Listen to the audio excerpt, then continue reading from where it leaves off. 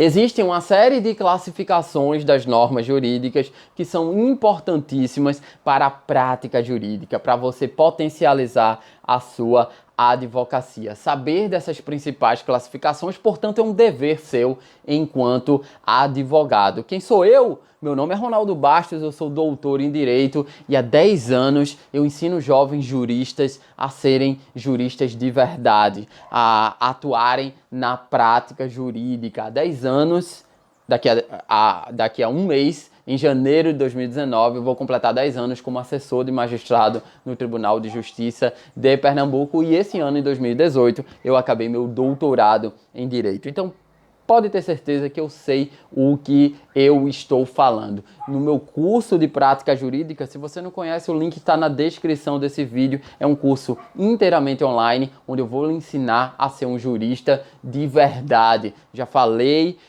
em outros vídeos que vários juristas, tanto na faculdade como já formados, estão gostando bastante do curso e está sendo potencializada a advocacia deles. Então, se você se interessa por isso, se inscreva no curso de prática jurídica.com e agora vamos falar da classificação das normas jurídicas. Existe classificação certa e classificação errada. Existe a classificação que serve e a classificação que não serve. Então, para vocês ficarem mais tranquilos quanto a isso. Então, vou traçar uma série de classificações trazidas pela doutrina e essa classificação vai servir para a sua prática jurídica ou não em situações bem específicas, né? Uma classificação de ordem mais teórica é a seguinte: classificação quanto à integração. Isso serve mais para vocês entenderem como é o modo de organizar as normas jurídicas ou o ordenamento jurídico. Então, temos as normas codificadas, que são aquelas que constituem um corpo orgânico de determinado ramo do direito, como o Código Civil ou o Código Penal, né?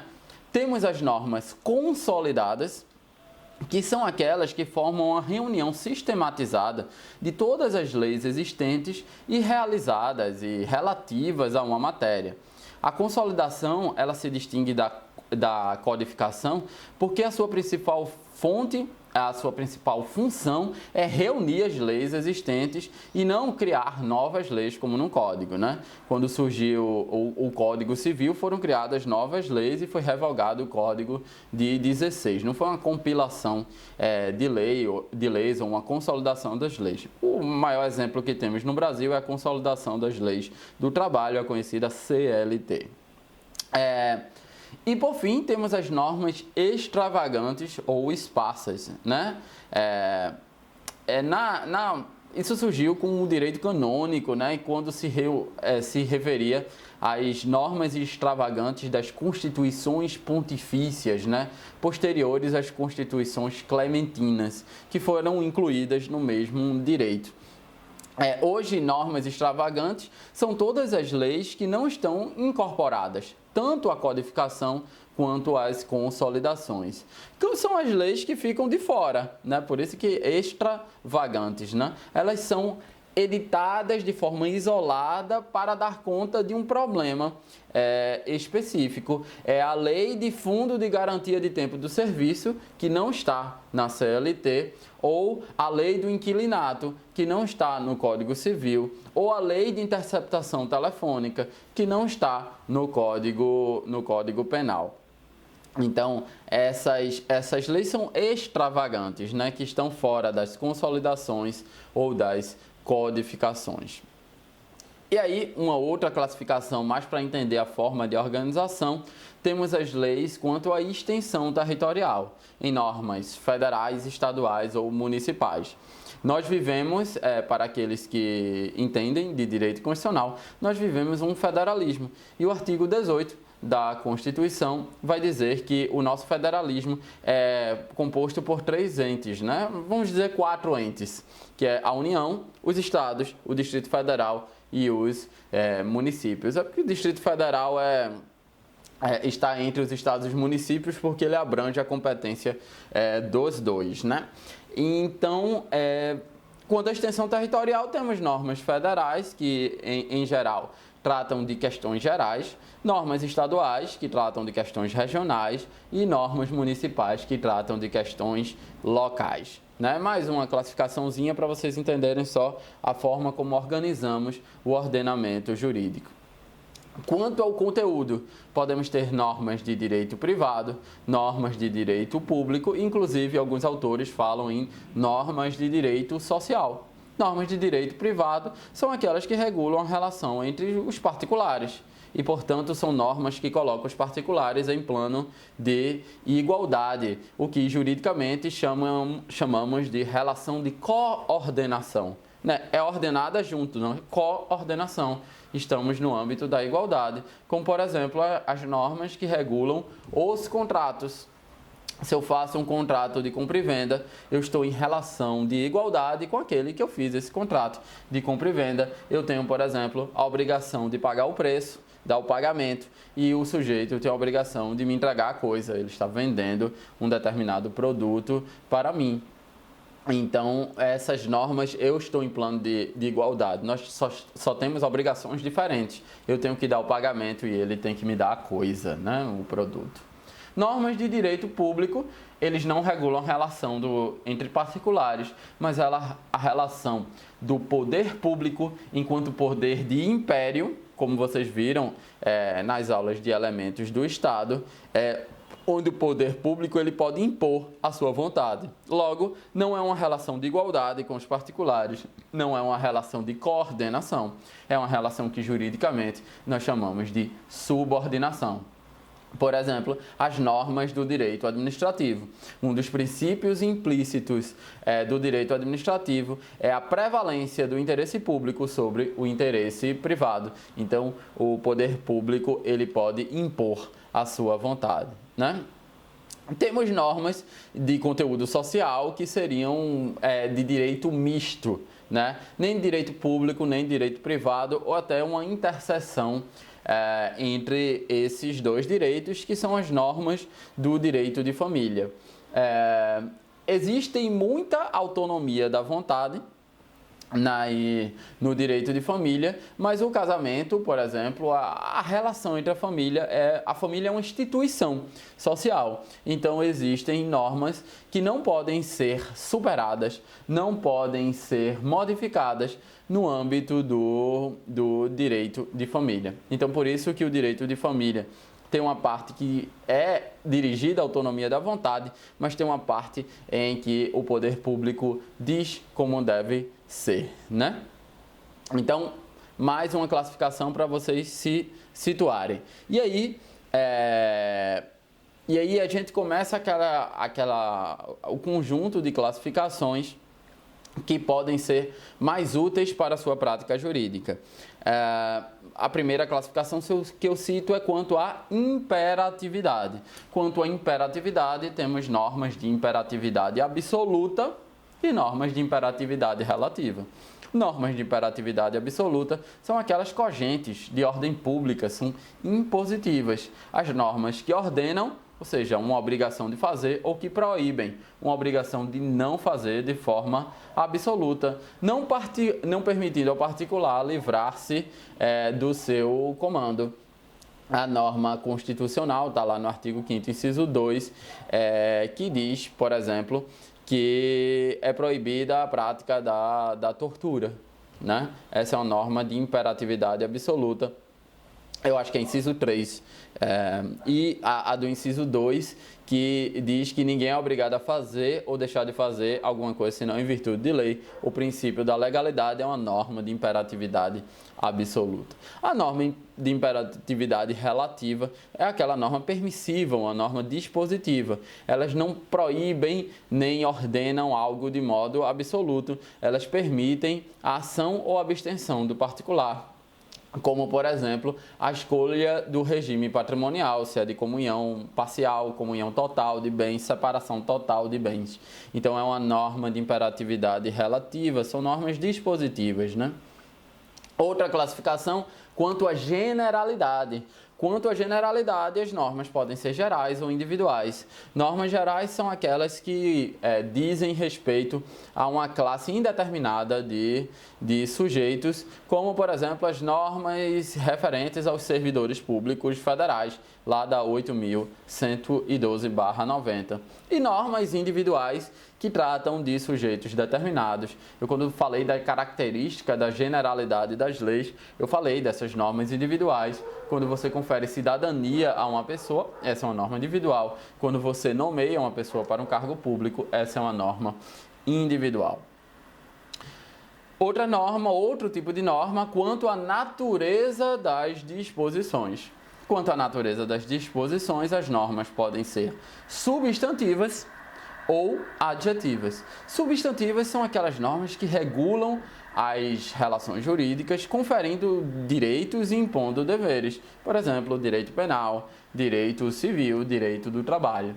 E normas adjetivas são aquelas normas que regulam o processo para efetivar as normas substantivas, né?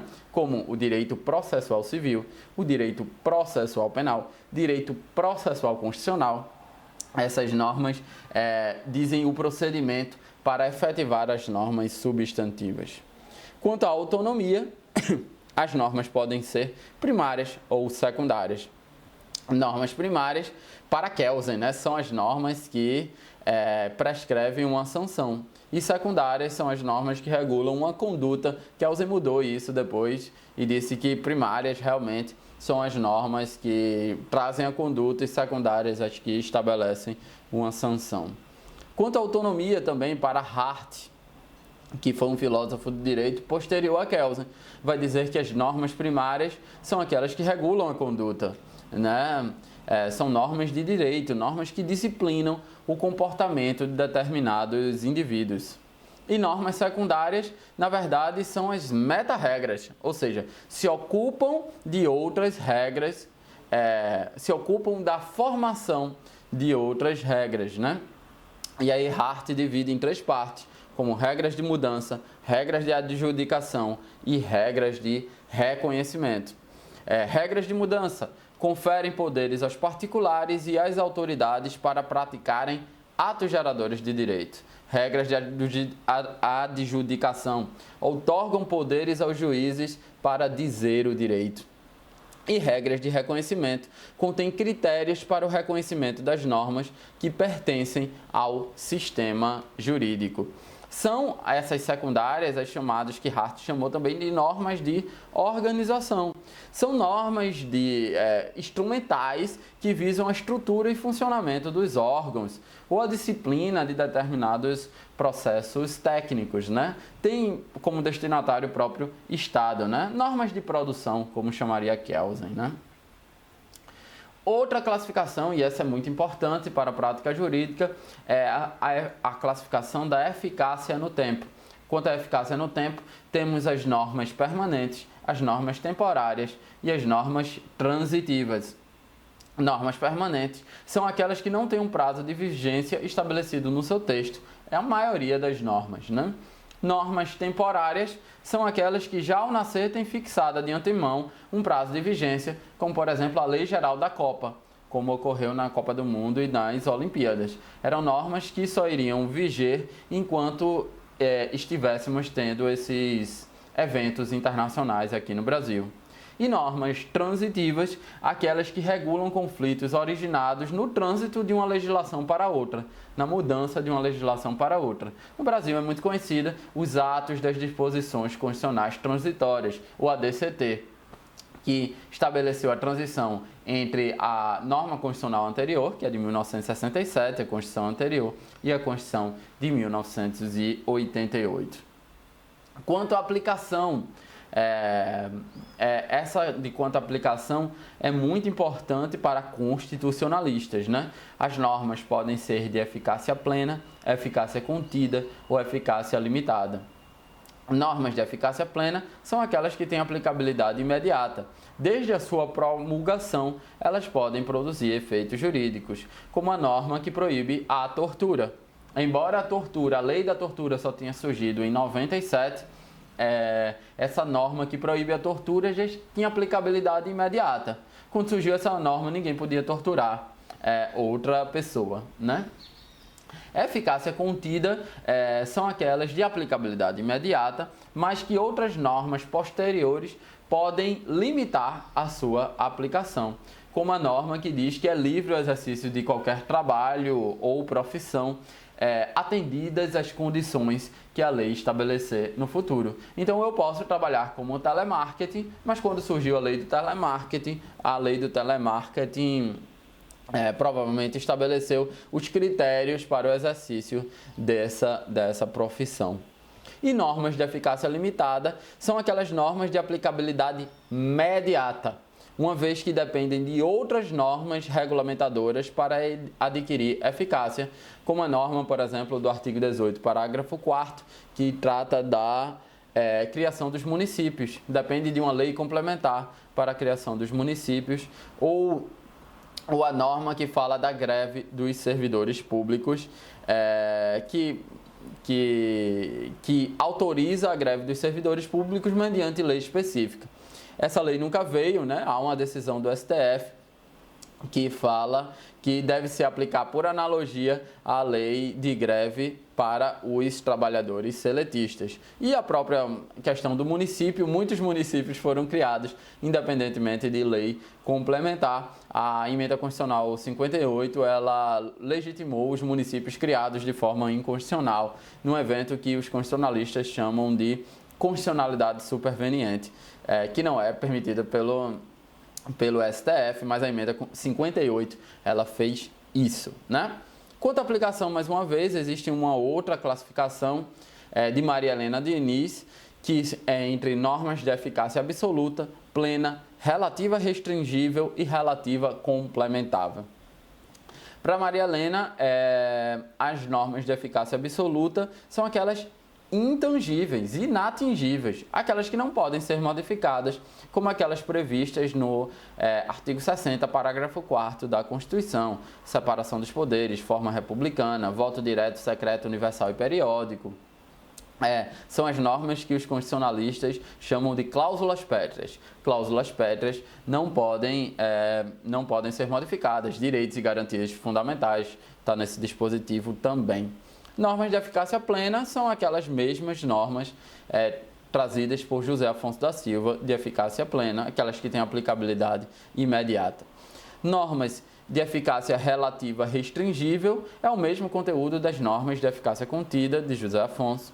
E normas de eficácia relativa complementável são aquelas normas de eficácia limitada de José Afonso. Essa é uma outra classificação que eu quis trazer para vocês.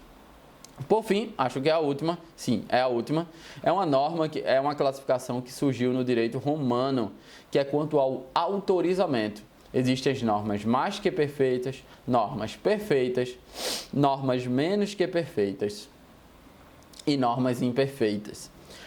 As mais que perfeitas são normas que estabelecem sanções ou proporções maiores do que os atos praticados mediante a transgressão dessas normas. O fato de eu transgredir, eu tenho sanção maior. A sanção é mais intensa do que a própria transgressão. Exemplo, artigo 939 do Código Civil. Vai dizer o seguinte: o credor que demandar o devedor antes do vencimento da dívida, fora dos casos em que a lei o permita, ficará obrigado a esperar o tempo que faltava para o vencimento, a descontar os juros correspondentes, embora estipulados, e a pagar as custas em dobro. Então veja que é uma punição maior do que a própria transgressão do direito. Normas perfeitas são as normas que, quando violadas, autorizam apenas a declaração de nulidade ou a possibilidade de anulação do ato transgressor, mas não a cominação de pena ao violador. Então, normas perfeitas estabelece essa sanção ao ato praticado. Por exemplo, artigo 1548 do Código Civil vai dizer que é nulo o casamento contraído, inciso 2, por infringência de impedimento. Há um impedimento, esse casamento foi feito, então anula o casamento. Não tem uma sanção maior do que a própria transgressão da norma, anulação do casamento. Normas menos que perfeitas são normas que, quando violadas, autorizam a aplicação de pena ao violador, mas não a nulidade ou anulação do ato. elas não invalidam o ato, mas impõem uma sanção ao agente transgressor. Exemplo, artigo 1254 do Código Civil. Vai dizer que aquele que semeia, planta ou edifica em terreno próprio com sementes, plantas ou materiais alheios, adquire a propriedade destes, mas fica obrigado a pagar-lhes o valor, além de responder por perdas e danos se agiu de má fé. Então, elas não invalidam o ato, mas impõem uma sanção. E, por fim, normas imperfeitas são as normas que, quando violadas, não acarretam nenhuma violação ao violador, né? Nenhuma consequência ao violador, que são chamadas obrigações naturais, como as dívidas de jogo, ou o pagamento de uma obrigação quando não era mais devido o pagamento, como em casos de prescrição ou decadência. Exemplo, artigo 1551 do Código Civil. Não se anulará por motivo de idade o casamento de que resultou gravidez. Então veja que normas perfeitas são aquelas que têm apenas uma sanção. E normas imperfeitas são aquelas que não ocorrem nada. Não ocorre nada pela transgressão do direito. A ideia do direito é ordenar a conduta humana e quem não cumpre essa ordenação da conduta humana tem uma sanção. Então, a norma imperfeita é o cara que violou a conduta humana, violou a prescrição da norma, mas não tem nenhuma consequência para ele. E norma perfeita é aquela que tem essa consequência. Então é isso, pessoal. Espero que vocês tenham gostado dessa aula bem teórica também ainda. Do nosso curso, mas é importantíssimo para entender o universo, por isso que eu disse, entendendo o universo das normas jurídicas, entendendo o objeto de estudo do jurista. Eu quis dar essa aula geral para vocês entenderem qual é o objeto da atividade do jurista, da atividade desta profissão que vocês escolheram para vocês. E a partir da próxima aula, vamos esmiuçar essa norma jurídica, falando de coisas mais específicas e, inclusive, mais práticas, né? Então, espero que vocês tenham gostado. Até a próxima aula. Tchau!